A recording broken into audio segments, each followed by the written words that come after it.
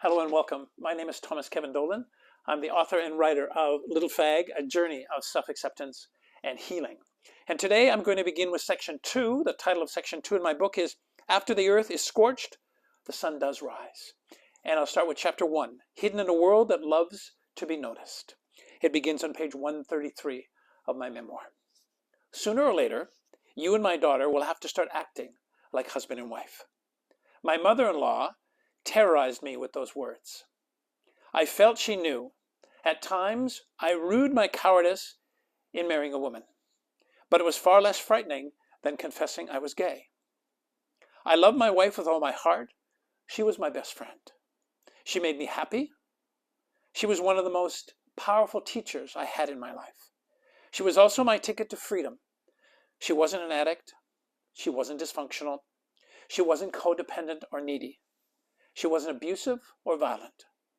She would never bring a full set of baggage into my life and insist I take care of it. I enslaved myself in our marriage. I was the addict. I was dysfunctional. I was codependent and needy.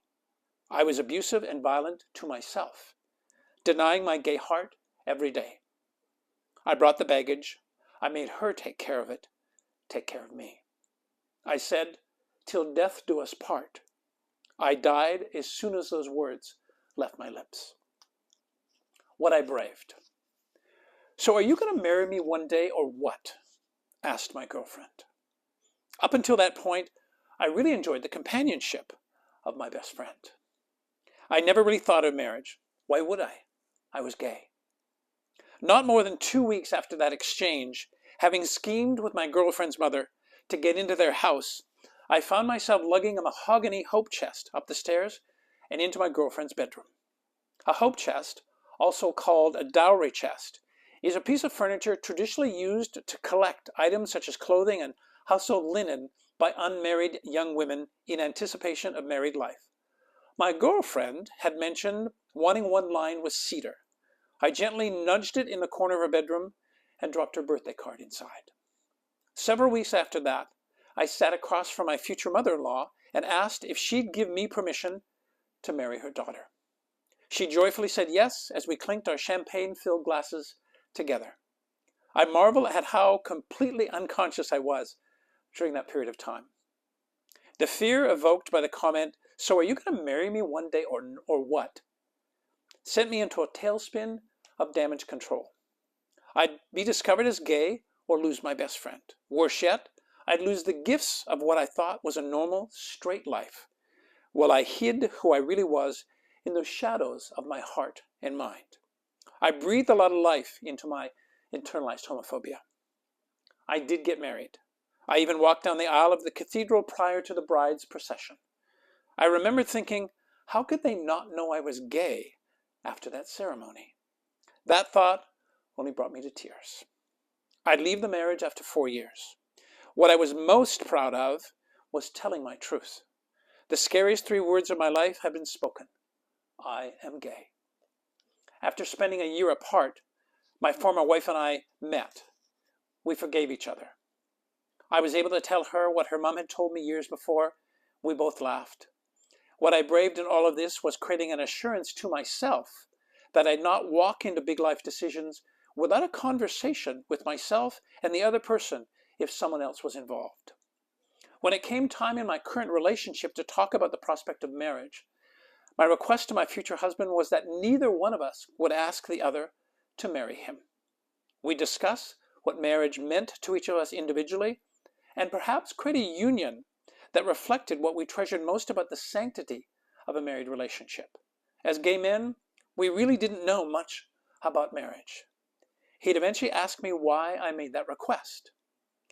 With a tear in my eye and some remaining pain in my heart, I shared that my former wife and I never discussed marriage.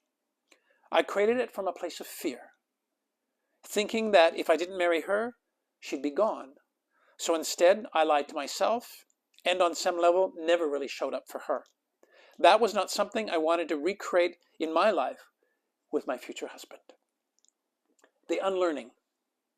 When I learned that my former wife was on Facebook, I rushed to see her photograph As I gazed at her generous smile, it dawned on me how instrumental she was to who I had become. Her smile was so familiar, I knew it well. She was the first to gently point out how dysfunctional my family was, and with immense love, she was the first to help me learn how to set boundaries. Just before leaving her page, I was inspired to write her a note. Hello, I just discovered your photo on Facebook and instantly recognized your smile. You are as bright and beautiful as ever. Sending your heart and soul a wish of peace. Thank you for being a part of my life. Blessings, Thomas. It felt good to say thank you. Growing up in a family with an alcoholic parent, I knew how hard day-to-day life was. On top of that, everyone in the family was affected. From what seemed like day one, my family revolved around maintaining the status quo, the dysfunction. Strange and rigid family rules and roles developed that only supported and helped maintain the dysfunctional family system. Its end goal was to allow the addict to keep using and abusing. I realized the gift from the universe of having been married to this extraordinary woman, with her ability to bring some light of understanding to some of the family rules that dominated the dysfunction. She helped me break free of those patterns and rebuild my self-esteem, which would inform my ability to create healthier relationships in my future, a future that would not involve her. I had no idea of the effects of growing up in a dysfunctional family. I didn't know that in order to thrive physically and emotionally, I needed to feel safe. There was not, and there had not been a consistent, attuned parent for me to rely on that sense of safety. During our 4 years of marriage, safety was the biggest gift I received. Previously, I'd only known unpredictability, chaos, and fear. Marriage helped me by providing structure and routine. These dynamics helped me to feel safe, and I learned what to expect. Neglect disappeared. Disregard vanished. I was able to grasp a clear sense of rules and realistic expectations. Penning these discoveries, I began to feel just how naive and vulnerable I must have been. Yet many told both of us that we were the model married couple they espoused to be. I can't even begin to articulate the fear and shame that comment brought up for me. Gone was the feeling that I had to walk on eggshells in my own house. There wasn't anyone to unleash rage and abuse. As a little boy, I felt so anxious about coming home from school because I didn't know what I would find. What I needed and craved was consistency, safety, and unconditional love. All of those were now abundant in my life. I now see why I felt staying in the closet was the right thing to do. I didn't know how to deal with feelings in healthy ways. The neglect I felt had me believe my feelings didn't matter. And that led me to believe I didn't matter. This, of course, damaged my self-esteem and caused me to feel unimportant and unworthy of love and attention.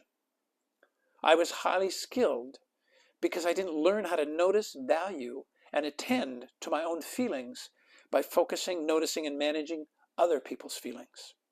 My own safety only depended on it. The unlearning for me came in the form of letting go of 3 unspoken rules of dysfunctional families. Don't talk, don't trust, don't feel.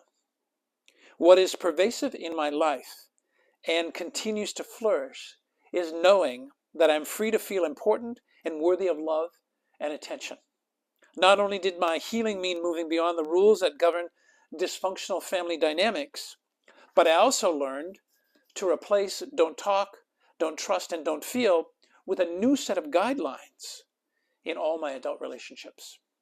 The joke among circles of gay men, although I find it quite immature and childish, is that if you have never had an intimate experience with a woman, you are a gold star gay.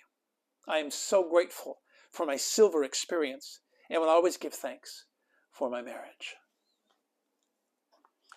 For the longest time, even while I was married, I wasn't really clear why I got married. It would be a couple of years of therapy that would help me understand and better come to grips with the choice that I made.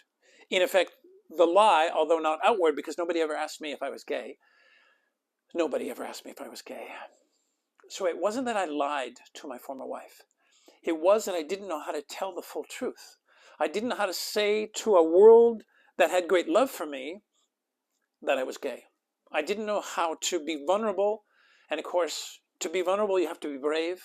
I had no idea how to be brave. I had no idea that somebody in the world would be open to my truth, my secret.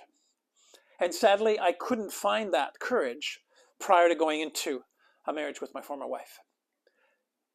And the unfolding and the grace I would find and the self-forgiveness I would create for myself in better understanding the reason why it is that I chose to be married certainly centered on this dynamic that existed in the world and still does.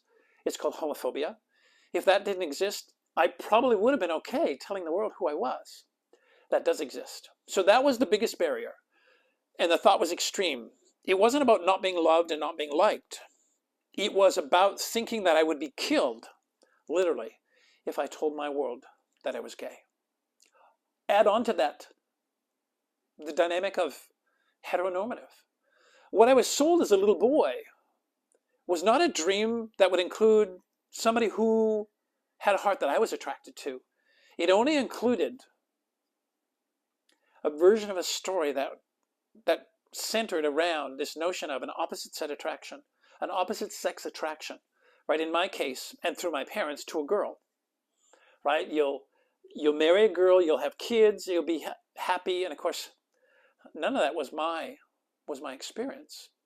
So that was a further invitation to not tell my truth. So what I would eventually discover, and who my former wife exists as for me today, is a profound teacher, right? She allowed me an opportunity to, and no, don't get me wrong, it wasn't about her giving me permission to be married and do all that hiding. My point is this: how it was for me was now being able to see her as a teacher. She was the first to point out the wackiness of my family. She was the first to question it. She was the first to encourage me to build boundaries. She was the first to encourage me to be responsible and begin to separate as best I could from the wackiness of my family. Some of that occurred while in relationship with her. The rest of it would occur once I spoke my truth and would do the work afterwards. So this woman is a profound teacher in my life, and I'll always revere her. I'll always have great love for her because, of course, she was the one that invited me to see, and in fact, I chose to see the reality of my family. And it would begin for me the journey to moving away from them. So I was grateful, right? I learned that the reason I got married was to separate and remove myself from my family. I know that my former wife has forgiven me because she told me that. And I know that I had forgiven her, right, for her perception of being mean to me. That beautiful circle, that karmic circle, is closed. And I know that she has an extraordinary life today. Like me, of course, she would have an extraordinary life. She's an extraordinary woman. So I have zero regret. And I have it because I went and did the work to learn what it was about for me, as opposed to not understanding why it is I went down that path.